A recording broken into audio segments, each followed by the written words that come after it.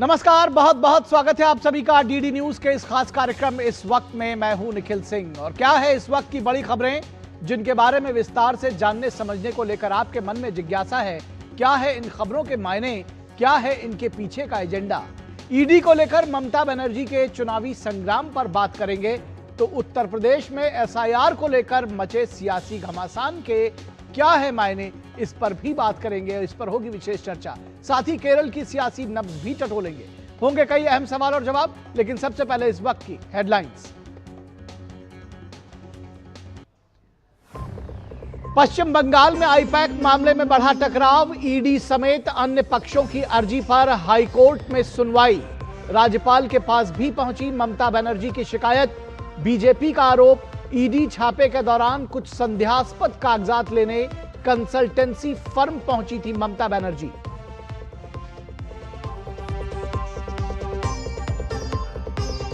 गृहमंत्री अमित शाह ने दोहराई आतंकवाद से देश को सुरक्षित करने की प्रतिबद्धता। एनएसजी को बताया भारत की विश्व स्तरीय जीरो एरर फर्म। कहा एनआईडीएमएस प्लेटफॉर्म एक नए सुरक्षा कवच की तरह करेगा काम। लैंड फॉर जॉब केस में लालू प्रसाद यादव समेत उनके करीबियों को झटका। दिल्ली की अदालत ने तय किया आरोप। 52 रेलवे अधिकारियों को मिली राहत।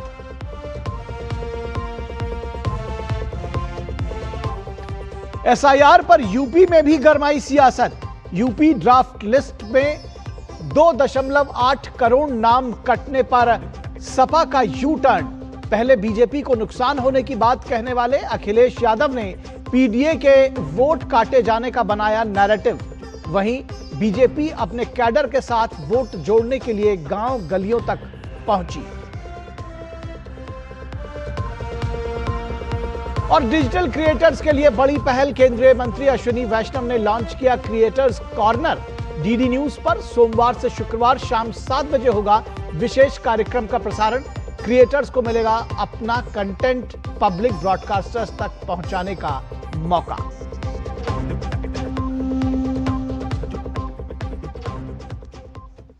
तो सबसे पहले और सबसे बड़ी खबर जो है वो ममता बनर्जी और पश्चिम बंगाल से लेकर के है। ईडी को लेकर ममता बनर्जी का चुनावी संग्राम। पश्चिम बंगाल में आईपैक ऑफिस पर ईडी की छापेमारी के विरोध में टीएमसी ने चुनावी बिगुल फूंक दिया है। और इसमें जो खबर सबसे पहले आई है वो हम आपको बता दें कि कोलकाता हाईकोर्ट ने आईपैक मामले पर सुनवाई स्थगित कर दी है। और हाईकोर्ट ने इस मामले में सुनवाई अब 14 जनवरी को होगी। तो जो ये मामला अदालत में पहुंचा था उस मामले में सुनवाई स्थगित हो गई है। फिलहाल खबर को आगे बढ़ाते हैं तो कोलकाता से लेकर दिल्ली तक खुद सीएम ममता बनर्जी और उनके सांसद धरने प्रदर्शन दे रहे हैं। टीएमसी सांसदों ने गृह मंत्री अमित शाह के कार्यालय के बाहर प्रदर्शन कर सुर्खियां बटोरने की कोशिश की, लेकिन धरना दे रहे टीएमसी सांसदों को पुलिस ने ऐसा नहीं करने दिया। ईडी ने कोयला चोरी घोटाले से जुड़े मनी लॉन्ड्रिंग की जांच के तहत गुरुवार को कोलकाता के आईपैक ऑफिस और उसके डायरेक्टर प्रतीक जैन के घर की तलाशी के लिए अभियान चलाया।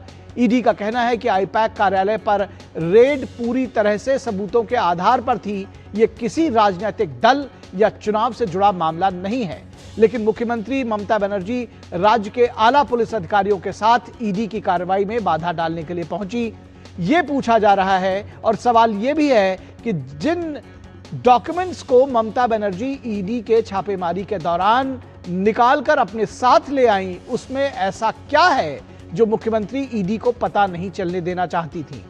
ममता बनर्जी का दावा है कि केंद्रीय एजेंसियों की इस तरह की कार्रवाई चुनावों से पहले राजनीतिक रूप से प्रेरित है।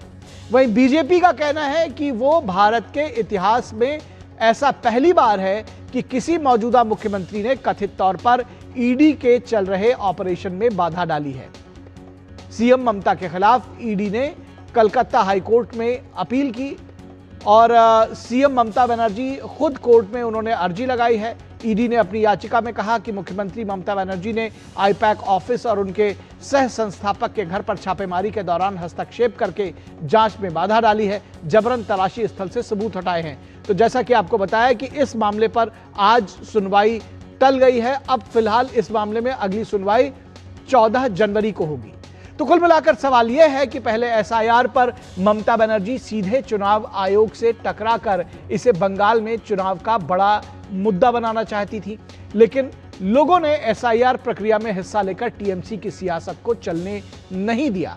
तो अब ममता बनर्जी ईडी को लेकर सियासत का नया फ्रंट उन्होंने खोल दिया है।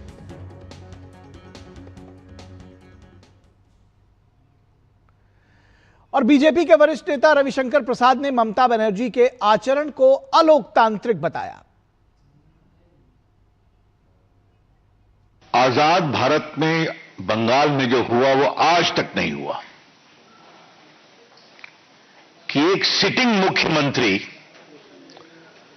एक प्राइवेट प्रॉपर्टी में घुसकर जहां मनी लॉन्ड्रिंग की कार्रवाई चल रही है ईडी के द्वारा, वहां चली जाए, ईडी के लोगों को धमकाए और पेपर स्नैच कर कर वॉकआउट कर जाए।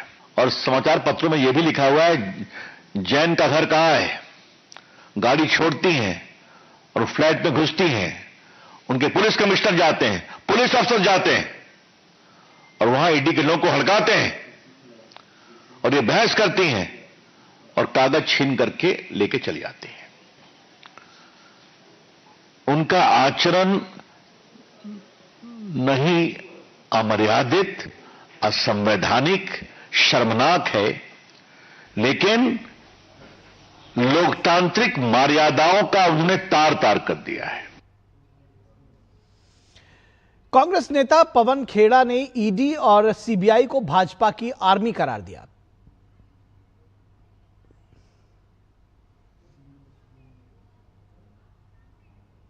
निजी सेना मान के चलती है, प्राइवेट आर्मी बना के चल रही है।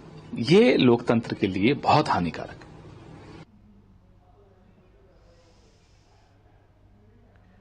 और वहीं ममता बनर्जी का कहना है कि क्या ईडी की यही ड्यूटी है जो वो कर रही है। उस पर ईडी का जो छापा है उस पर सवाल उठाया ममता बनर्जी ने। The candidate list, the party strategy, the party plan. Is it the duty of the ED and Amit Shah? The nasty home minister, the naughty home minister who cannot protect the country and is taking away all my party documents. Ramdhari Singh Dinkar ने एक जगह लिखा है कि जब नाश मनुष्य पर छाता है पहले विवेक मर जाता है, और बंगाल के राज्यपाल भी यही कह रहे हैं कि जब समय खराब आता है तो विवेक उससे पहले ही खत्म हो जाता है। The whole incident as it has unfolded itself through the media, it makes me say it is an endorsement of the saying Vinash Kale Viparit Buddhi.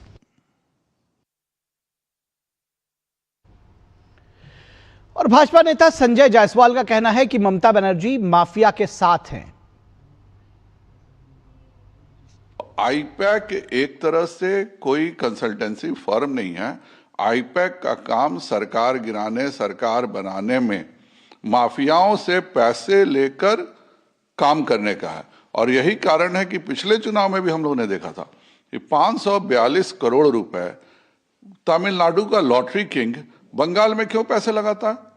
तो ये पूरा एक नेक्सस है जिसमें कि माफिया तत्व हैं, ममता बनर्जी हैं। और यही कारण था कि ममता बनर्जी दौड़ के गई और एक व्यक्ति का हार्ड डिस्क उठाना, कागज उसके उठाना, यह बताता है कि ममता बनर्जी माकोल माफियाओं के साथ हैं। और इस पूरी खबर पर बातचीत करने के लिए हमारे साथ हमारे संवाददाता कोलकाता से सौरभ दत्ता और हमारे संपादकीय सलाहकार विनोद मिश्रा इस पूरी खबर पर बातचीत करने के लिए है। सौरभ दत्ता इस खबर को उन्होंने भी कवर किया है, और हमारे साथ में प्रसेनजीत बख्शी जो इस खबर को शुरू से वो भी कवर कर रहे हैं। दरअसल ये खबर काफ़ी बड़ी है और उस पर हमारे कई सारे संवाददाता लगे हुए हैं। इस वक्त हमारे साथ प्रसेनजीत बख्शी मौजूद हैं।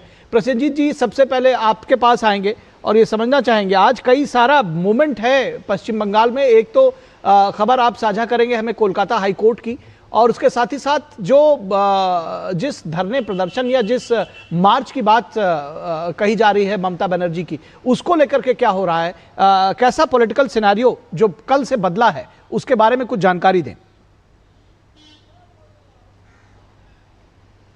देखिए निखिल, मार्च के बारे में अगर सौरभ से आप जानकारी ले तो यह है, लेकिन अब मैं कोर्ट के बारे में थोड़ा जानकारी दे दूं पूरे दुनिया को, पूरे देश को। अगर मुझे जेल ना भेजा जाए या पूरे जुडिशियरी की तरफ से मेरे खिलाफ कोई एक्शन ना लिया जाए या पूरे डीडी न्यूज़ की खिलाफ कोई एक्शन ना लिया जाए, मैं बचा कुचा के बोलने की कोशिश करूँगा।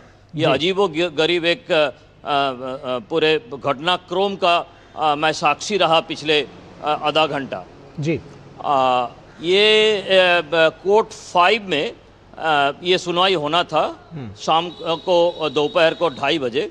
यहाँ पे 2 केसेस है, एक एआईटीसी की तरफ से ईडी के खिलाफ किया गया था और एक ईडी की तरफ से किया गया है, जहाँ पे चीफ मिनिस्टर मुख्यमंत्री ममता बनर्जी और उनके कई सारे पुलिस ऑफिसर्स, इनको खासतौर से चीफ मिनिस्टर को चोर बताया गया है। चीफ मिनिस्टर को पिटीशन में चीफ मिनिस्टर को ये बोला गया उनके खिलाफ कि उन्होंने सरकारी कामकाज में बाधा डाले हैं, ये वगैरह वगैरह जी। तो हमने देखा ये छोटा सा घर है, पुराने हाईकोर्ट बिल्डिंग है, ये छोटा सा घर है, रूम जो है वो छोटा सा है, कोर्ट 5 जी। तो हमें पहले से अंदाजा लग रहा था कि ये छोटा सा चैम्बर में बहुत ज़्यादा लोग आ जाएंगे। पता नहीं क्यों, ये हमारा तजुर्बा है, ये पहले से क्या है कि मुझे लग रहा था कि इस रूम में बहुत ज़्यादा लोग आ जाएंगे। कौन लोग है, क्या लोग है, ये मैं नहीं बताऊंगा। ज़्यादा लोग आ जाएंगे ये हाई प्रोफाइल केस को देखने के लिए, और शायद हो सकता है कि केस को चलाना, हियरिंग करना मुश्किल है। तो वैसा ही हुआ।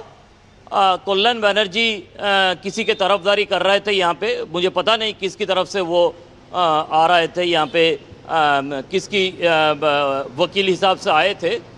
तो जज साहिबा ने भी कह रही थी कि यहाँ पे अगर इतना कैओस हो तो हमारे लिए सुनवाई करना, सीरियल नंबर 10 इस केस का करना मुश्किल है। तो हम पत्रकार लोग जैसे कोर्ट के कोने पे, और किसी तरह से इस सुनवाई का लाइव लिंक नहीं दिया जा रहा था। पता नहीं क्यों लाइव लिंक नहीं दिया गया है। इसमें जो एक्यूज, पिटीशन में जो एक्यूज रखा गया है वो चीफ मिनिस्टर को रखा गया है। नेचुरली पूरे देश और दुनिया को इस केस की सुनवाई के बारे में इंटरेस्ट है, तो इसमें नॉर्मली आजकल की जो सुप्रीम कोर्ट की रिवाज है और बताया गया है कि इसका लाइव लिंक होना ज़रूरी था जी। तो पर दिया नहीं गया। मुझे कोर्ट के बारे में इतना जानकारी नहीं है, तो इसीलिए जो इंटर्न है, जो बाकी लोग हैं, सब ये छोटा सा रूम में आने के लिए कोशिश कर रहे थे और लाइव लिंक के लिए मांग कर रहे थे। तो काफी शोर शराबा चल रहे थे, सिवाय पत्रकार लोग ये चुपचाप खड़े थे। और 10 मिनट में कोर्ट एडजर्न हो गया और आराम से कल्याण बनर्जी और बाकी लोग हंसते हंसते निकल गए थे। मैं कुछ बाकी इससे ज्यादा बोल नहीं पाऊंगा क्योंकि मेरे खिलाफ शायद कार्रवाई हो जाए, या और 14 तारीख का डेट रख दिया गया। तो आप समझ लीजिए ये होना नहीं था आज। मैं इससे ज्यादा बोल नहीं पाऊंगा निखिल। तो मैं ये आपसे जरूर समझना चाहूंगा कि जिस तरह से एडजर्नमेंट आज मिला और ये जो 14 तारीख की डेट सरक गई, उससे क्या कुछ असर पड़ा, क्या फायदा किसको हुआ, किसको नुकसान हुआ? देखिए, जिस केस में देश में चीफ मिनिस्टर ममता बनर्जी जैसे एक नामी चीफ मिनिस्टर को चोर बताया गया, जहां पे पिटीशन में, जहां पे एक चीफ मिनिस्टर के खिलाफ ये बताया गया कि वो सरकारी कामकाज में बाधा डालने की काम किए हैं, वो आज कौन सी तारीख है? आज 9 तारीख है। 9 तारीख से 14 तारीख चले गए। ये क्या इतना जरूरी नहीं था कि इसका कुछ ना कुछ एक दिशा दर्शन हो जाए? पूरे देश के लोग जानने के लिए तैयार था कि एक चीफ मिनिस्टर को सीधी तरह से ईडी की तरफ से चोर बताया जा रहा है, चोर बताया जा रहा है। शायद किसी को इस तरह से, जैसे आज रविशंकर प्रसाद अपने प्रेस कॉन्फ्रेंस में लालू प्रसाद की उदाहरण देते हुए बताया कि इस तरह से जिनको अभी कॉन्विक्टेड बताया गया है, जो जेल होकर भी आए हैं, उन्होंने भी ऐसा काम नहीं किया कल ममता बनर्जी ने जो काम किया है, लेकिन जुडिशियरी की तरफ से कोई दिशा दर्शन पूरे देश की 140 करोड़ लोगों के सामने नहीं है। बिल्कुल। फिर 9 तारीख से 14 तारीख चले गए। जी बिल्कुल, ठीक है, आप बने रहिए हमारे साथ। विनोद मिश्रा, आपसे समझना चाहेंगे इस पूरे प्रकरण में, जिस तरह से आज जो अभी वर्णन दरअसल जिसको कहना चाहिए प्रसेनजीत बख्शी ने दिया, और अदालत की तारीख 9 से 14 तक पहुंच गई, और ये जो पूरा पॉलिटिकल ड्रामा जो सीन क्रिएट हुआ है कल से, कैसे इसका आकलन करेंगे, क्या है इसके मायने? निखिल, पहले तो मैं ये कहूंगा कि हमारे जो वरिष्ठ संवाददाता हैं दादा प्रसेनजीत जी अगर डरे हुए हैं तो आप सोच सकते हो कि कलकत्ता का और बंगाल की हालत क्या है। दरअसल मैं उसको कहूंगा कि डरे नहीं हुए हैं, बल्कि अदालत की अवमानना से भी थोड़ा सा तो अगर वो डरे हुए हैं तो आप बंगाल की हालत को समझ सकते हैं। हाँ। लेकिन दादा इस बात को अच्छी तरह से जानते हैं कि हेडलाइन लेने में ममता बनर्जी की कोई सानी नहीं है। ममता बनर्जी अपने एक्शन से हर दिन अपने लिए एक हेडलाइन लेती है और मीडिया के सुर्खियों में आती है, लेकिन उनके करियर में मुझे लगता है चीफ मिनिस्टर और पॉलिटिकल करियर में ये ईडी के साथ में जो इनकी भिड़ंत है ये बड़ा ब्लंडर साबित होने वाला है। मैं बड़ा ब्लंडर इसलिए गंभीरता से कह रहा हूं कि ये इसलिए साबित होने वाला है कि जो एक्शन ममता बनर्जी ने एक प्राइवेट प्रॉपर्टी, एक प्राइवेट कंपनी और उसमें राज्य के सीएम, आला पुलिस अधिकारी के साथ में डीजीपी और इतने वरिष्ठ पुलिस, वो Z+ सिक्योरिटी के हैं तो उनके साथ इतने अधिकारी, और आप सोचिए कि 3 ईडी के 3 अधिकारी और उसके साथ में ममता बनर्जी के पूरे लाव लश्कर कम से कम 20 जी। और उसमें आप सोचिए कि आप किस तरह से ईडी के अधिकारियों को डरा रहे थे मौके पे, किस तरह से उसको कार्रवाई करने से रोक रहे थे, किस तरह से आपको ईडी की बरामदगी जो थी वहां से वो लेने के लिए आप मना कर रहे थे, उसको लिस्ट लेने से मना कर रहे थे। इतना संगीन अपराध है ये। ईडी को जो पार्लियामेंट से, भारत के कानून से, भारत के संविधान से जो अधिकार मिला है, उसको एक राज्य के सर्विंग चीफ मिनिस्टर, उसके अधिकारी, डीजीपी पुलिस और उनके सारे अंगरक्षक जो अधिकारी थे, वो सब मिलकर अगर आप डरा रहे थे तो आप कह सकते हैं कि ये अपने पॉलिटिकल कैरियर में ममता बनर्जी का एक बड़ा ब्लंडर है। हाईकोर्ट ने क्यों एडजर्न किया, हाईकोर्ट ने क्यों आगे का डेट दिया, मैं उस पर नहीं जाऊंगा, लेकिन सवाल अगर आप मेरिट पे देखें तो ईडी के जितने भी अभी तक वहां पे कार्रवाई हुई है, हर जगह टीएमसी ने विरोध किया है। ईडी के कार्रवाई अभी आपने देखा थोड़े दिन पहले जो संदेश खाली में कार्रवाई करने गई थी तो ईडी के अफसरों को मार पिटाई हुई थी, उनके जो लथपथ खून से आपने वो फुटेज भी चलाया था। ये सारी राजीव से अभी कुमार जो अभी डीजीपी है, उनके सीबीआई की जब उन पर कार्रवाई हुई तो ममता बनर्जी खुद धरने पे बैठ गई। वो खूब कर रही है, सब दिन हेडलाइन लेती है, लेकिन ये काम जो उन्होंने की है मुझे लगता है कि उनके पॉलिटिकल करियर में ये सबसे बड़ा ब्लंडर है। और मुझे लगता है कि आने वाले टाइम में उसको जो भी पॉलिटिकल मुद्दा बनाना चाहे बंगाल के इलेक्शन के लिए, उनके लिए शायद ये एक बड़ा घाटे का सौदा साबित होने वाला है। बिल्कुल, और ये सवाल भी पूछा जा रहा है कि आखिर ऐसा क्या है उन फाइलों में, उन कागजों में, जिसको लेकर के ममता बनर्जी इतनी घबराई हुई हैं, और जिस तरह से अप्रत्याशित तौर पर जो उन्होंने आचरण किया है उस पर सवाल जरूर पूछे जाएंगे। पॉलिटिकल रिपरकशंस इसके क्या होंगे, और सबसे खास बात है कि बंगाल की जनता ये तय करेगी कि ये जो पूरा एपिसोड चला है उस पर उसका क्या कहना है। बहुत शुक्रिया प्रसेनजीत बख्शी आपका और विनोद मिश्रा आपका हमारे साथ जुड़ने के लिए।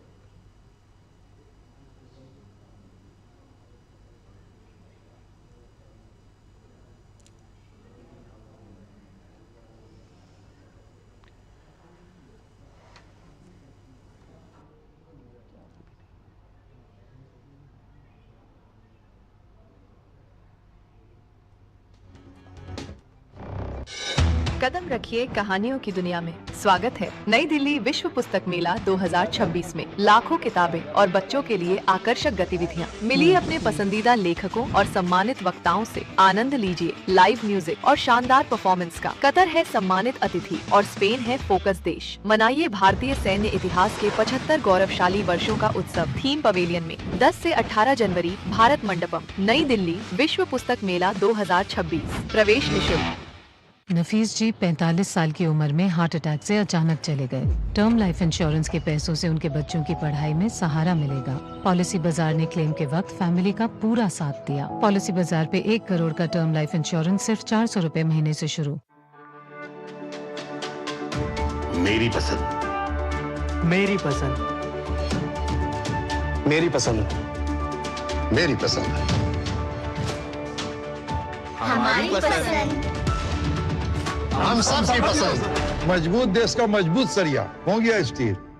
टिंग टिंग, आपके लिए एक फेस्टिवल ऑफर है। क्यूआर कोड स्कैन करो, यूपीआई पिन डालो और 10,000 रुपए आपके बैंक अकाउंट में। पिन डालूंगा तो पैसा खट से आएगा नहीं, झट से कट जाएगा। मैं मूर्ख नहीं हूँ। आलिया, यूपीआई कहता है यूपीआई पिन पैसे भेजने के लिए होता है, पाने के लिए नहीं। इस बात को याद रखें और कहें मैं मूर्ख नहीं।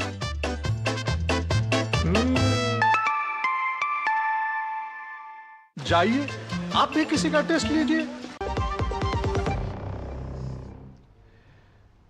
स्वागत है आपका ब्रेक के बाद। और अब खबर उत्तर प्रदेश से, जहां एसआईआर पर सपा की डर और भ्रम की सियासत सामने आ रही है। डर और भ्रम की बात इसलिए कह रहे हैं क्योंकि जनता के बीच पे पहले कुछ और कहा गया, अब कुछ और कहा जा रहा है, तो जाहिर तौर है कि उसके सियासी मायने निकाले जाएंगे। उत्तर प्रदेश में एसआईआर के तहत जारी की गई ड्राफ्ट वोटर लिस्ट ने प्रदेश की राजनीति में हलचल मचा दी है। चुनाव आयोग की ड्राफ्ट लिस्ट में करीब 2,89,00,000 मतदाताओं के नाम काटे गए हैं। इस मुद्दे पर उत्तर प्रदेश में सत्ता पक्ष और विपक्ष में बयानों का सिलसिला भी तेज हो गया है। सभी दलों ने अधिक से अधिक पात्र मतदाताओं के नाम जुड़वाने की पहल की है। ड्राफ्ट लिस्ट प्रकाशन में 32 घंटे बाद बीजेपी ने 1,121, समाजवादी पार्टी ने 26 और बसपा के बीएलए ने 19 फॉर्म दाखिल किए हैं। 6 फरवरी तक मतदाता सूची में नाम जोड़े जा सकते हैं। कुल वोटर्स का 18.70% नाम काटे जाने से हर दल की चिंता बढ़ी है और बढ़ी भी है, लेकिन समाजवादी पार्टी ने इसे एनआरसी और नागरिकता खोने का डर दिखाकर माहौल में भ्रम फैलाने की कोशिश की है। रिकॉर्ड कटौती के बाद मुख्यमंत्री योगी आदित्यनाथ और प्रदेश अध्यक्ष पंकज चौधरी ने अपने सभी पन्ना प्रमुखों को पात्र मतदाताओं की खोज करने और उन्हें फॉर्म भरने के लिए सक्रिय किया है, लेकिन अखिलेश यादव इसे बीजेपी की बड़ी हार बता रहे थे। उनका मानना था कि पीडीए प्रहरियों ने अभी तक अपने एक भी वोट कटने नहीं दिए हैं, लेकिन महज 24 घंटे बाद ही अखिलेश यादव ने यह अपील करने लगे वो कि वोटर लिस्ट में नाम नहीं होने का मतलब नागरिकता समाप्त होना है। अपने संदेश में सपा मुखिया ने कहा कि वोटर लिस्ट में नाम होना नागरिक होने की पहचान है। उन्होंने चेतावनी दी कि अगर वोटर लिस्ट से नाम हटा दिया गया तो भविष्य में सरकार इसे आधार मानकर राशन कार्ड, सरकारी योजनाओं, जाति प्रमाण पत्र, आरक्षण, बैंक खाते, PAN card, Ayushman card, driving licence, जमीन जायदाद और घर मकान तक से नाम हटाने जैसे काले कानून ला सकती है। उन्होंने कहा कि ऐसी स्थिति में लोगों को अपने ही देश में बाहरी साबित किया जा सकता है, यानी कि अगर आपका वोटर आईडी कार्ड नहीं बन पाया किसी भी वजह से तो आप अपने देश में बाहरी साबित हो जाएंगे। ये कहना है अखिलेश यादव का। बीजेपी ने इन आरोपों पर पलटवार किया है कि अखिलेश जी को यह जानकारी होनी चाहिए कि चुनाव आयोग संवैधानिक संस्था है, जितना हमारा है उतना ही उनका भी है। हमारे बीएलओ हर बूथ पर है, अगर इतना ही है तो समय दें, समय है भी अभी 6 फरवरी तक का। वे चाहें तो अपने बीएलए हर बूथ पर बैठा सकते हैं। यूपी की ड्राफ्ट लिस्ट में फिलहाल 12,55,00,000 वोटर शामिल हैं। देश भर में सबसे ज्यादा नाम कटने के मामले में यूपी टॉप पर है। चुनाव आयोग का दावा है कि नाम मुख्य रूप से मतदाताओं की मृत्यु, किसी दूसरी जगह पर शिफ्ट होने, उनके अनुपस्थित रहने या एक से अधिक जगहों पर नाम दर्ज होने के कारण हटाए गए हैं। जानकार मानते हैं कि अभी नाम शामिल करने के लिए 1 महीने का वक्त है, यानी 6 फरवरी तक का तो वक्त है ही, लेकिन जिन्हें सिर्फ झूठा नैरेटिव गढ़ना है वे सिर्फ अफवाह का ही सहारा लेते हैं।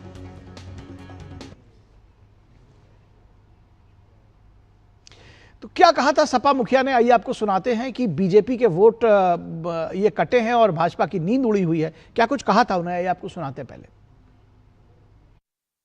भारतीय जनता पार्टी किसी का भी नकली वोट बनाएंगे, अगर गलत वोट बनाएंगे तो हमारे समाजवादी लोग, पीडीए प्रहरी लोग उन पर एफआईआर दर्ज कराएंगे।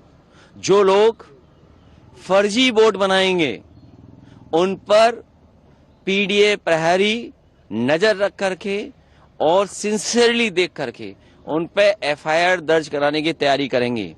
और बीजेपी के बूथों का जो वोट कटा है, सो नहीं पा रहे बीजेपी के लोग। और सपा नेता रविदास मेहरोत्रा ने आरोप लगाया कि भाजपा ने बड़े पैमाने पर फर्जी लोगों के नाम जुड़वाए हैं वोटर लिस्ट में। बड़े पैमाने पर भाजपा के लोगों ने फर्जी नाम जुड़वाए हैं और बहुत लोगों के नाम कटवाने का काम किया है। अब हम लोग फॉर्म 6 भर करके उन लोगों के नाम जुड़वाने का काम करेंगे। हम एक भी मतदाता का नाम न कटने देंगे न हटने देंगे और वोट देने का जो उनका अधिकार है उसको दिलवाने का काम करेंगे। वहीं कांग्रेस नेता अंशी अवस्थी का कहना है कि एसआईआर पारदर्शी तरीके से नहीं हुआ है। तमाम मैपिंग के बाद जो जिंदा लोग हैं उनके वोट नहीं जोड़े गए हैं, ऐसे तमाम केस निकल कर आ रहे हैं और कहीं ना कहीं इस तरीके की इतनी बड़ी बड़ी संख्या में वोट कटने का मतलब है कि जो काम पारदर्शी तरीके से होना चाहिए था वो नहीं हुआ है। इसी वजह से चुनाव आयोग भी आंकड़े तो सामने रख रहा है लेकिन वो भी बिल्कुल आत्मविश्वास से उस बात को नहीं रख पा रहा है। आंकड़े सामने रख रहा है फिर आत्मविश्वास से नहीं रख पा रहा है, ये बात कुछ समझ में नहीं आई, लेकिन ठीक है, ये अपना स्टेटमेंट है। आरएलडी नेता रोहित का आरोप है कि सपा इस पूरे मामले पर भ्रम फैला रही है। समाजवादी पार्टी मुद्दा विहीन हो गई है। पहले वो कहती रही कि एसआईआर की प्रक्रिया की जरूरत ही नहीं, फिर उसने कहा कि एसआईआर की प्रक्रिया जल्दी होनी की क्या आवश्यकता थी और समय क्यों नहीं बढ़ाया जा रहा। जब समय बढ़ा दिया गया तो उसका भी विरोध करना उन्होंने शुरू कर दिया। और एसआईआर की प्रक्रिया होने के बाद अगर समाजवादी पार्टी को ये लगता है कि भाई उनके कार्यकर्ताओं ने बहुत अच्छा काम किया है और उनके वोट नहीं कटे हैं, सत्ता पक्ष के वोट कटे हैं, तो ऐसी स्थिति में फिर इतनी बेचैनी क्यों है अखिलेश यादव में? क्योंकि वो समझते हैं पूरी तरीके से। तो इसी बेचैनी की बात अखिलेश यादव के भीतर बीजेपी के लोग भी कह रहे हैं। बीजेपी नेता राकेश त्रिपाठी ने क्या कुछ कहा, आइए आपको सुनाते हैं। संभावित हार को देख करके अखिलेश यादव जी इतना बौखला गए हैं कि रोज नए नए बयानों के साथ रोज रोज अफवाहें लेकर के निर्वाचन आयोग को, संवैधानिक संस्थाओं को बदनाम करने की हर तरह की चेष्टा कर रहे हैं। अब जानबूझ करके दलितों को, पिछड़ों को, अल्पसंख्यकों को डराने के लिए नया सिगुफा छेड़ रहे हैं। जिनके नाम कट जाएंगे उनकी संपत्ति जब्त हो जाएगी। ये झूठ है, बकवास है। सभी मतदाताओं से अपील करनी चाहिए, बड़ी संख्या में वो अपने फॉर्म 6 भर करके अपने मतदाता सूची में नाम को जुड़वाएं और अपने पार्टी के बूथ लेवल के एजेंट्स को ये आग्रह करना चाहिए कि वो घरों से निकल करके लोगों के बीच तक जाएं, इस मतदाता सूची को ठीक कराने की चेष्टा करें। और इस पूरी खबर पर बातचीत करने के लिए हमारे साथ विशेष मेहमान जुड़े हुए हैं, साथ ही साथ हमारे संवाददाता भी जुड़े हुए हैं। उनसे आपका परिचय करा दें। हमारे साथ दीपक सोनकर जो कि बीजेपी के प्रवक्ता हमारे साथ जुड़े हुए हैं। दीपक जी, स्वागत है आपका। हमारे साथ अशोक यादव जो कि समाजवादी पार्टी के प्रवक्ता हैं, जुड़े हुए हैं। अशोक जी, बहुत स्वागत है आपका। विनोद मिश्रा हमारे कंसल्टिंग एडिटर हमारे साथ जुड़े हैं। विनोद जी, स्वागत है आपका। और विकास सिंह हमारे संवाददाता उत्तर प्रदेश से, लखनऊ से हमारे साथ जुड़े हुए हैं। विकास, सबसे पहले आपके पास आते हैं क्योंकि ऑन ग्राउंड सिचुएशन आप बताएंगे। दरअसल 2.89 करोड़ वोट कटना, 2 करोड़ 89 लाख, उसके बाद जो तमाम पार्टियों के कार्यकर्ता हैं, वर्कर्स हैं, बीएलए हैं, उनके बीच में क्या रिएक्शंस हैं? बीजेपी, क्योंकि समाजवादी पार्टी ने तो पहले प्रसन्नता जाहिर की कि बीजेपी के वोट कट गए हैं और अब वो कह रहे हैं कि नहीं भाई, इसमें तो जो है वोट हमारे काटे जाने की कोशिश की जा रही है। तो ये जो यू टर्न है उसको लेकर के तमाम सियासत सामने आ रही है। जी बिल्कुल निखिल, आप सही कह रहे हैं कि जिस तरीके सबसे बड़ी संख्या में उत्तर प्रदेश में नाम कटे हुए हैं, इलेक्शन कमीशन ने इसका पूरा ब्यौरा दिया था कि कितने लोग यहां से परमानेंट शिफ्ट हो गए हैं, कितने लोग मृत हैं और कितने लोगों के एक से ज़्यादा वोटर आईडी कार्ड बने हुए हैं। लेकिन एक अनुमान है कि उत्तर प्रदेश की जितनी आबादी है, मुख्यमंत्री योगी आदित्यनाथ ने उसका अनुमान जाहिर किया था कि उस अनुसार संख्या काफ़ी कम है। इसको बढ़ने के लिए उन्होंने अपने सारे कार्यकर्ताओं और सारे बीएलए से अनुरोध किया था कि आप सभी लोग मिलकर किसी भी पात्र आदमी जो उसका नाम जुड़ना चाहिए उसका नाम जरूर जुड़े। वहीं इस बयान के बाद से उत्तर प्रदेश में समाजवादी पार्टी की तरफ से बयान आया कि लगता है भाजपा के सारे वोट कट गए और यही खुशी जाहिर थी। लेकिन एक बार फिर से सपा के राष्ट्रीय अध्यक्ष द्वारा ये पोस्ट करना कि आपकी संपत्तियां जब्त हो जाएंगी, आपको योजनाओं का लाभ नहीं मिलेगा, ये करना किस तरीके की राजनीति है ये तो उनके प्रवक्ता ही बताएंगे, लेकिन सबसे बड़ी चीज है कि आप हर व्यक्ति को जागरूक करिए, समझाइए, ना कि उसे डरवाइए। ये एक बड़ी बात होती है, ये आम लोगों को समझना चाहिए कि किसी की ना संपत्ति जब्त होने वाली है, ना किसी की नागरिकता समाप्त होने वाली है। चुनाव आयोग की यह प्रक्रिया है जिसकी उत्तर प्रदेश में जरूरत थी, जो इस बात को दर्शा रहा है कि इतनी बड़ी संख्या में गलत नाम दर्ज से उस लिस्ट में लोकतंत्र का अधिकार में वोट डालने का अधिकार जो मिलता है वो सुरक्षित रहे और व्यक्ति का अधिकार बिल्कुल वो बटे ना, कहीं ना गलत नाम ना जुड़े, ये बहुत जरूरी है। और कहीं ना कहीं सभी राजनीतिक पार्टियों ने 5,76,000 BLA हैं, जिनमें से समाजवादी पार्टी की तरफ से भी 1,56,000 से ज्यादा बूथ लेवल एजेंट बनाए गए हैं, भाजपा ने भी बनाए हैं 1,60,000 से ज्यादा। तो इन सभी लोगों को, BLA एजेंट को जाकर जो उपयुक्त नाम है अगर नहीं आ पाए हैं किन्हीं कारणों से, उनको जुड़वाना चाहिए, ना कि डरवाना चाहिए कि आपकी नागरिकता ही समाप्त हो जाएगी, आपकी संपत्ति जब्त कर ली जाएगी। निखिल, ठीक है विकास। विनोद जी, इस पूरे सियासत का मैं कहूंगा, इसका आकलन कैसे करेंगे आप? क्योंकि पहले जिस तरह से ये बात सामने आई, सबसे ज्यादा नाम उत्तर प्रदेश से कटे, एक्शंस पर रिएक्शंस, कैसे इसका आकलन करेंगे? निखिल, जो मैं इस डेटा को समझ रहा हूं उसमें अगर आप देखिए कि जो यूपी में जो नाम कटे हैं, सबसे जिला में अगर लें तो गाजियाबाद का और लखनऊ का, और दोनों जगह से बीजेपी के सांसद है, दोनों जगह से सबसे ज्यादा बीजेपी के विधायक है। तो जाहिर सी बात है, चिंता तो कम से कम बीजेपी के लोगों को होना चाहिए कि भाई ये नाम जो है, इतने नाम कटे हैं, उसमें कहीं पात्र नाम तो नहीं कट गए। तो पात्र नाम को जुर्माने के लिए चीफ मिनिस्टर की तरफ से, पार्टी अध्यक्ष के तरफ से अगर ये कोशिशें हो रही है अपने पन्ना प्रमुखों को, ये बात बताई जा रही है कि पन्ना प्रमुख जाए, BLA जाए, घर घर जाए, लोगों को देखें किनका नाम छूट गया है, किनको इसमें नोटिस आया है, और जो भी इसमें प्रक्रिया है 1 महीने में वो किया जाए। तो ऑब्वियसली ये सारे राजनीतिक दलों को करना चाहिए। लेकिन अखिलेश जी ने जो मोडस ऑपरेंडी की लिया है वो एक तरह से कॉपी है, उन्होंने चुराया है बिहार से। बिहार के इलेक्शन में हम लोगों ने देखा था कि राहुल गांधी से लेकर तेजस्वी यादव यही पिच पे खेल रहे थे कि आपके वोट कटेंगे, आपका नागरिकता छीन जाएगी, आपके योजना के जितने भी सरकारी योजनाएं हैं वो बंद हो जाएंगी, आपके मकान छीन जाएंगे, आपके जमीन छीन जाएंगे। बिहार के लोगों ने क्या जवाब दिया वो दुनिया ने देख लिया। तो आप जब जनता को मूर्ख समझते हैं, आपको लगता है कि जनता को हम ही गुमराह कर सकते हैं, उसको बता सकते हैं कि इससे तुम्हारी नागरिकता छीन जाएगी, तो जनता को पता है कि वोटर में, SIR में का नागरिकता छीनने का कोई सवाल नहीं है।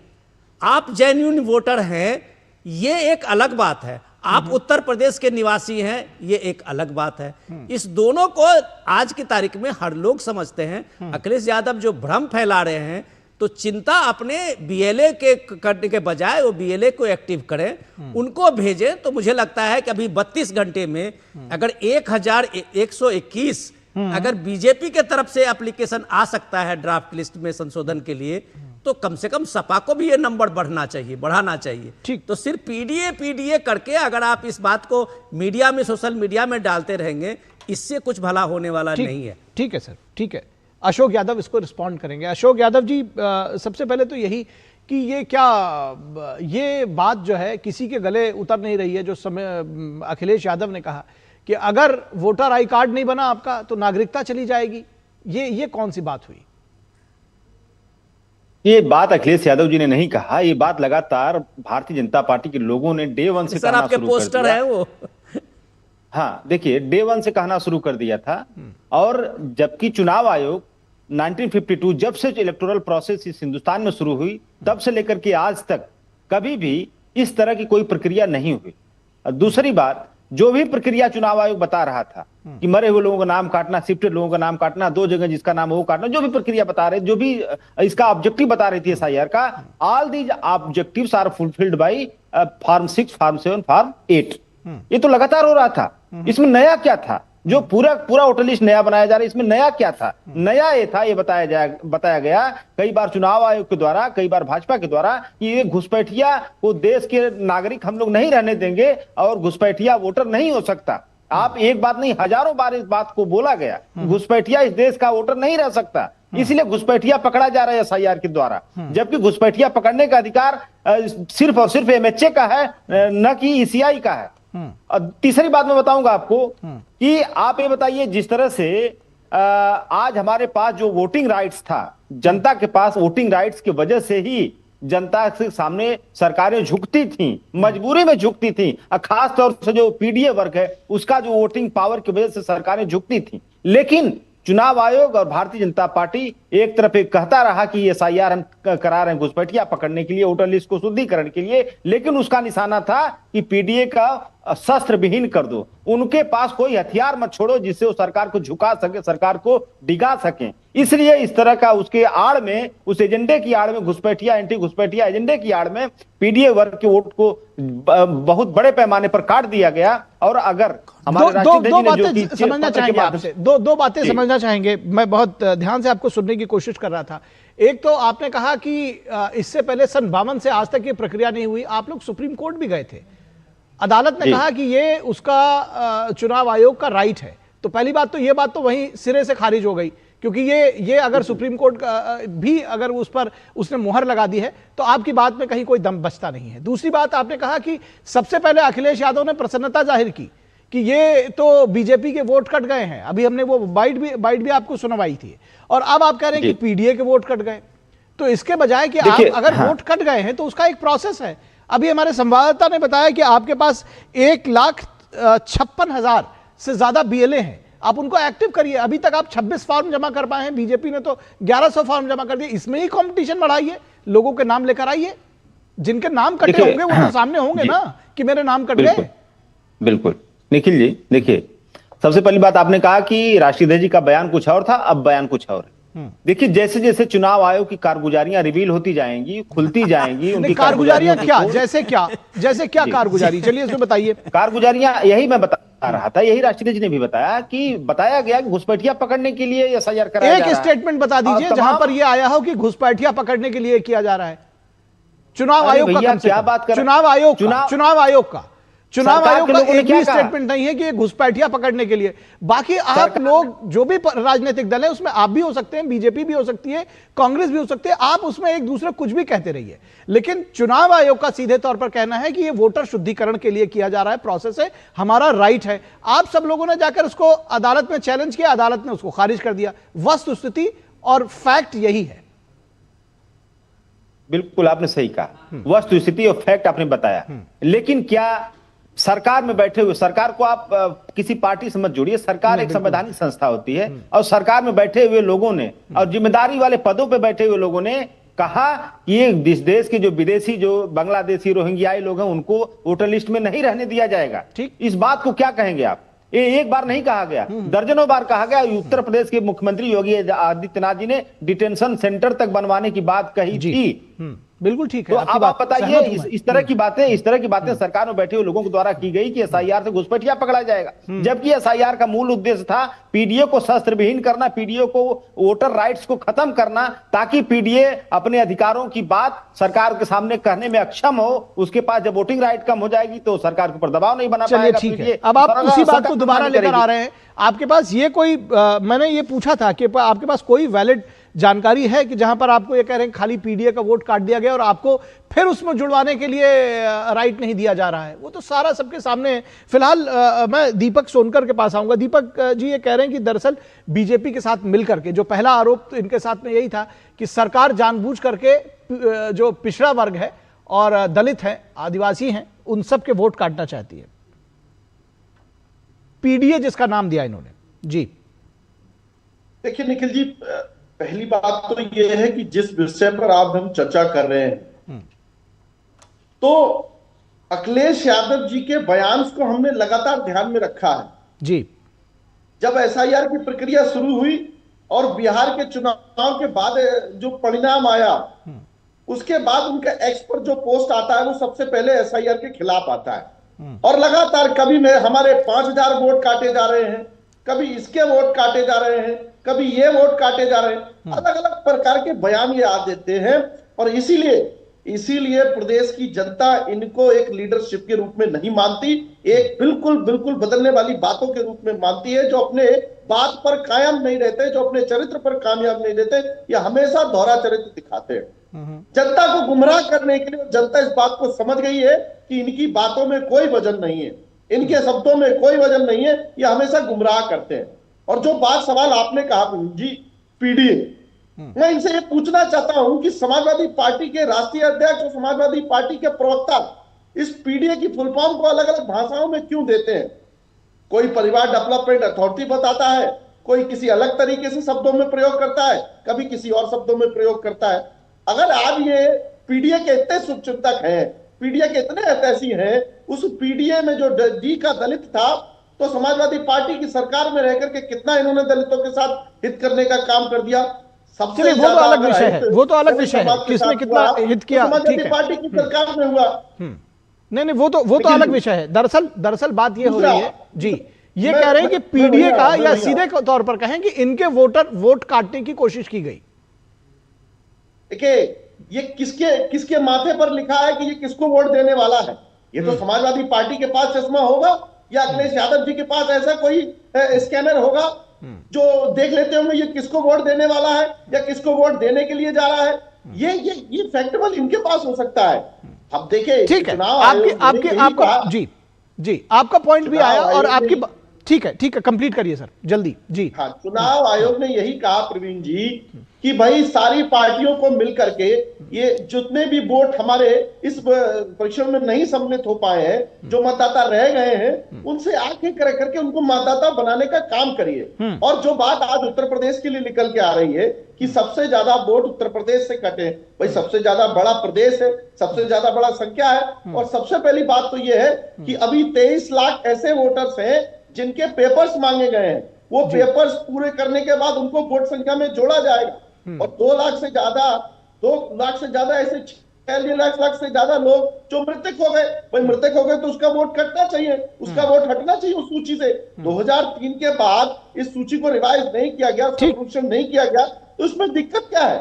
समस्या सबसे बड़ी बात क्या है कि समाजवादी पार्टी के पास, जनता के पास विकास के मुद्दों को लागू कोई काम ऐसा बचा नहीं है जो हमेशा जनता को गुमराह करने का काम करते हैं। ठीक है, तुष्टीकरण की राजनीति करते हैं, जाति की राजनीति करते हैं, संवैधानिक संस्थाओं पर सवाल खड़ा करते हैं। ये चरित्र को उत्तर प्रदेश की जनता और देश की जनता जानती है, इसीलिए लगातार उसका जवाब दे रहे हैं। ठीक सर, आपका पॉइंट आ गया। चलते चलते मैं विकास के पास जाऊंगा। विकास, 15-20 सेकेंड मैं केवल आपको दूंगा। ये जानना चाहूंगा कि जमीनी स्तर पर कार्यकर्ता किस पार्टी के क्या कर रहे हैं, खासतौर पर ये जो काम आया है, सबसे ज्यादा जरूरी यही है कि लोगों के नाम जुड़वाए जाएं। पार्टियां कर क्या रही हैं? देखिए निखिल, तेरा वोटर या मेरा वोटर, ये सब चीजें राजनीति में चलती हैं, लेकिन सबसे बड़ी जरूरी बात होती है कि सभी समस्त बीएलए जितने हैं उनको वोट जुड़वाने का काम जरूर करना चाहिए। और इसका नतीजा है कि अभी तक वोट जोड़ने के लिए जो भी आवेदन आए हैं, नाम कटवाने के लिए अभी तक कोई आवेदन नहीं किया गया है किसी भी राजनीतिक दल के द्वारा। अगर कोई पात्र छूट रहा है तो उसको आप ये ना देखें कि ये किसका है, वो देश का नागरिक है और उसको मताधिकार का प्रयोग कर सके, उसके लिए आपको काम करना चाहिए, चाहे आप किसी भी पार्टी के एजेंट हों। ये बेहद ही जरूरी होता है, लेकिन यही होना भी चाहिए। चलिए, बहुत शुक्रिया विकास आपका। दीपक जी, अशोक जी, विनोद मिश्रा जी, बहुत शुक्रिया। हमारी चर्चा आज बस इतनी तक, और रुकेंगे एक छोटे से ब्रेक के बाद वापस लौटेंगे तो चर्चा होगी केरल के सियासत की।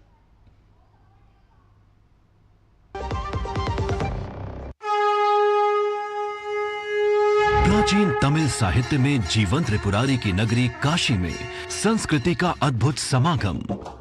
एक आत्मा, एक विचार, एक संस्कार, केवल प्रकटीकरण 2। पहला, ज्ञान की राजधानी, दूसरा संस्कृति और कला का गढ़, और दोनों के मिलन का नाम है काशी तमिल संगमम। यशस्वी प्रधानमंत्री श्री नरेंद्र मोदी जी के मार्गदर्शन में काशी के नमो घाट से प्रारंभ हुए काशी तमिल संगमम के वर्ष 2025 के संस्करण का शुभारंभ माननीय मुख्यमंत्री योगी आदित्यनाथ जी ने किया। सांस्कृतिक समागम की सतत प्रक्रिया तमिल करकलाम के जरिए हो रही है और प्रगाढ़। काशी तमिल संगमम भारत की सांस्कृतिक, शैक्षिक, आर्थिक और आध्यात्मिक साझेदारी को सशक्त करते हुए एक भारत श्रेष्ठ भारत के संकल्प को साकार कर रहा है। टिंग टिंग, आपके लिए एक फेस्टिवल ऑफर है। क्यूआर कोड स्कैन करो, यूपीआई पिन डालो और 10,000 रुपए आपके बैंक अकाउंट में। पिन डालूंगा तो पैसा खट से आएगा नहीं, झट से कट जाएगा। मैं मूर्ख नहीं हूँ। आलिया, यूपीआई कहता है यूपीआई पिन पैसे भेजने के लिए होता है, पाने के लिए नहीं। इस बात को याद रखें और कहें मैं मूर्ख नहीं।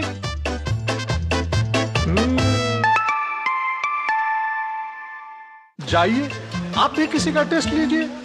जब धरती चीर कर निकलता है लोहे का पत्थर और मिलता है मोंगिया के जोश से, फिर तपता है, पिघलता है और बनता है फौलाद। अब होता है सरिया सारी खूबियों के साथ। मोंगिया स्टील, मजबूत देश का मजबूत सरिया। ब्रेक के बाद एक बार फिर आप सभी का स्वागत है और केरल की बात करेंगे, जहां मुस्लिम वोटों के लिए घमासान जारी है। जी बिल्कुल, एलडीएफ और यूडीएफ दोनों के लिए मुस्लिम वोट बहुत मायने रखते हैं और दोनों के बीच में इसको लेकर जुबानी जंग भी तेज हो गई है और वो जुबानी जंग अब अदालत तक पहुंच चुकी है। चुनावी वर्ष में केरल में जाति के साथ साथ धार्मिक समीकरण साधने की कवायद तेज हो गई है। मुस्लिम समुदाय के वोटों को साधने के लिए बयानों के तीर छोड़े जा रहे हैं। केरल की सियासत में उस समय तीखी बहस छिड़ गई जब माकपा के वरिष्ठ नेता ए.के. बालन ने यह दावा किया कि अगर कांग्रेस के नेतृत्व में यूनाइटेड डेमोक्रेटिक फ्रंट यानी यूडीएफ सत्ता में आई तो राज्य में गृह विभाग जमाते इस्लामी संभालेगी, यानी जमाते इस्लामी का गृह मंत्री बन जाएगा राज्य में। उनके इस बयान पर कांग्रेस, जमाते इस्लामी और बीजेपी तीनों ने कड़ी प्रतिक्रिया दी है। ए.के. बालन ने सांप्रदायिक हिंसा का हवाला देते हुए कहा कि दरअसल वो स्पीच दे रहे थे वहां पर जनसभा में। उन्होंने कहा कि अगर ऐसी स्थिति आती है तो एक दो नहीं बल्कि कई मराठ दंगे हो सकते हैं। मराठ में दंगा हुआ था भीषण, उसका उन्होंने उदाहरण दिया कि अगर ऐसी सत्ता आई तो एक दो नहीं कई मराठ दंगे हो सकते हैं। उन्होंने आरोप लगाया कि इंडियन यूनियन मुस्लिम लीग और राष्ट्रीय स्वयंसेवक संघ ऐसी परिस्थितियों को बढ़ावा देने वाली भूमिका निभा रहे हैं। कांग्रेस नेता वी.डी. सतीशन ने बालन के इस बयान को विभाजनकारी करार देते हुए कहा कि यूडीएफ के सत्ता में आने पर जमाते इस्लामी के गृह विभाग संभालने का दावा ये वही विभाजनकारी राजनीति है जो संघ परिवार देश भर में करता आ रहा है। उन्होंने इसके साथ साथ संघ को भी लपेट लिया कांग्रेस ने। इस मामले में नया ट्विस्ट तब आ गया जब जमाते इस्लामी ने ए.के. बालन को कानूनी नोटिस थमा दिया और इस नोटिस में उनको बयान वापस लेने की मांग की है। जमाते इस्लामी ने चेतावनी दी है कि अगर बयान वापस नहीं लिया गया तो आपराधिक और दीवानी मुकदमे दायर किए जाएंगे। इसके साथ ही 1 करोड़ रुपए के मुआवजे की भी मांग कर डाली है जमाते इस्लामी ने। जमाते इस्लामी का आरोप है कि यह बयान विधानसभा चुनावों से पहले एक मुस्लिम संगठन के खिलाफ डर का माहौल बनाकर अन्य समुदायों के वोट हासिल करने की कोशिश है। उनका आरोप है कि केरल में एक खतरनाक राजनीतिक प्रवृत्ति उभर रही है जहां अल्पसंख्यकों पर हमले किए जा रहे हैं। इस बीच केरल में एक नई राजनीतिक धुरी बनकर उभरी बीजेपी ने भी इस बयानबाजी को सियासी ढोंग बताया है। बीजेपी के प्रदेश अध्यक्ष राजीव चंद्रशेखर ने कांग्रेस और आईयूएमएल पर जमाते इस्लामी के साथ गठजोड़ का आरोप लगाया। राजीव चंद्रशेखर ने कहा कि जमात कोई साधारण संगठन नहीं है और उस पर बांग्लादेश में हिंसा से जुड़े होने और इस्लामिक राष्ट्र और शरीयत व्यवस्था की वकालत करने के आरोप। राजीव चंद्रशेखर ने दावा किया कि आईयूएमएल और जमाते इस्लामी ने कई जगहों पर एनडीए उम्मीदवारों को हराने के लिए हाथ मिलाकर एक साथ काम किया है। मराठ दंगों का संदर्भ दिया उन्होंने और कहा कि माकपा को अपने पुराने गठबंधनों पर भी आत्ममंथन करना चाहिए और जमात के बढ़ते प्रभाव को हर मलयाली के लिए चिंता का विषय बताया राजीव चंद्रशेखर ने। तो सवाल यह है कि केरल की सियासत में मुस्लिमों का वोट हासिल करने के लिए एलडीएफ और यूडीएफ दोनों ही गठबंधन खींचतान और जोड़तोड़ में जुड़े हुए हैं, तो फिर किस हैसियत से वे दूसरे दलों को सांप्रदायिक बता रहे हैं?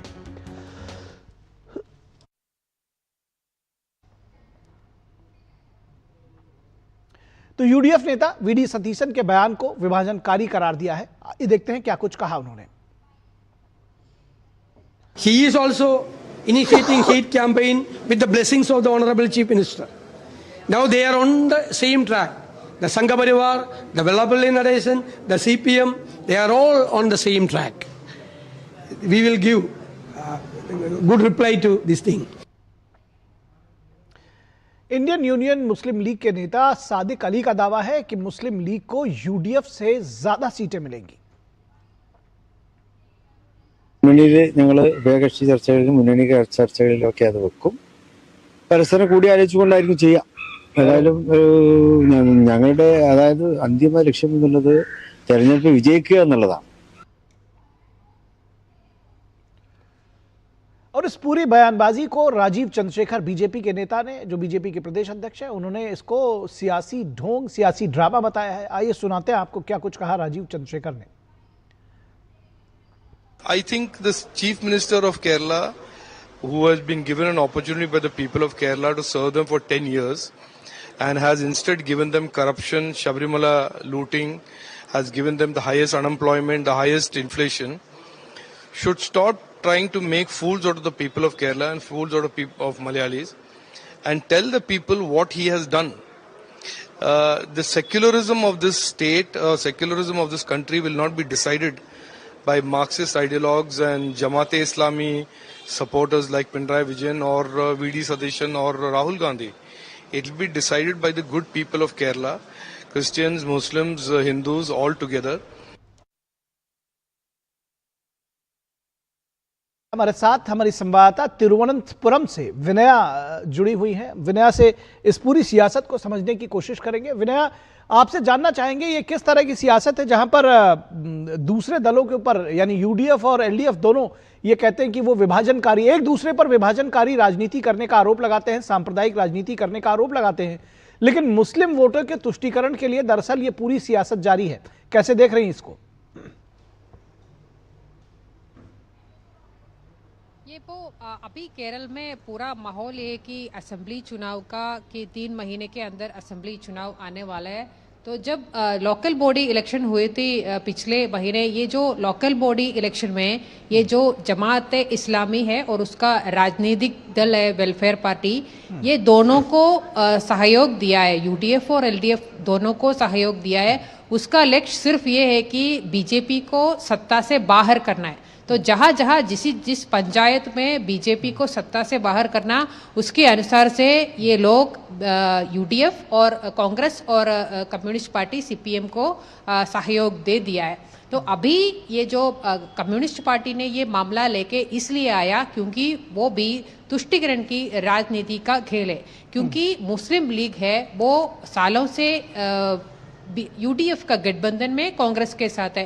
तो ये मलबार इलाका होता है केरल का, वहाँ पे लीग बहुत ही स्ट्रांग है और वहाँ सीपीएम का हाल बहुत खराब है. तो वहाँ सीपीएम को ज्यादा वोट मिलने का कोशिश में है. तो इसलिए ये जमात इस्लामी का बात ले आए. और ये बालन है सीपीएम का वरिष्ठ नेता है और वो मिनिस्टर भी थे. उसने बोला है कि अगर यूडीएफ सत्ता में आएगा तो यहाँ पे के गृह मंत्रालय मिलेगा ये जो मुस्लिम लीग को, और लीग की तौर से जमात इस्लामी यहाँ का कार्यक्रम करेंगे. तो ये बात बोल के ये जो मेजोरिटी वो हिंदू वोट होता है, वो हिंदू वोट को कांग्रेस से छीनने के लिए कोशिश कर रहे हैं. मगर बात ये है कि ये अभी सीपीएम बोल रहे ये तुष्टीकरण का राजनीति है और ये राष्ट्र विरोधी है ये जमात इस्लामी. मगर 2002-2003 में ये जमात इस्लामी के साथ सीपीएम ने सहयोग किया है और वो बाहर बोला भी है. क्योंकि 2002-2003 में ये दोनों वक्त केरल में सबसे बड़ा सांप्रदायिक हिंसा हुआ है, वो हिंदू जीनोसाइड हुआ है. जी विनय, एक बात और आपसे समझना चाहेंगे और बहुत संक्षेप में, समय लगभग समाप्त हो गया, कि इसका अर्थ तो ये हुआ कि बीजेपी की बढ़ती ताकत से एलडीएफ यूडीएफ दोनों घबराए हुए हैं. बिल्कुल, बीजेपी के तरफ एक कंसोलिडेशन हो रहा है, हिंदू मेजोरिटी वोट का कंसोलिडेशन हो रहा है. उसको रोकना चाहिए ये लोगों को, इसलिए इस मामला को लेके आ रहा है. जी जी जी जी, बहुत शुक्रिया इस तमाम बातचीत और जानकारी के लिए विनया. तो इस वक्त के आज के अंक में बस इतना ही. हमारी पूरी टीम को दीजिए अनुमति. नमस्कार.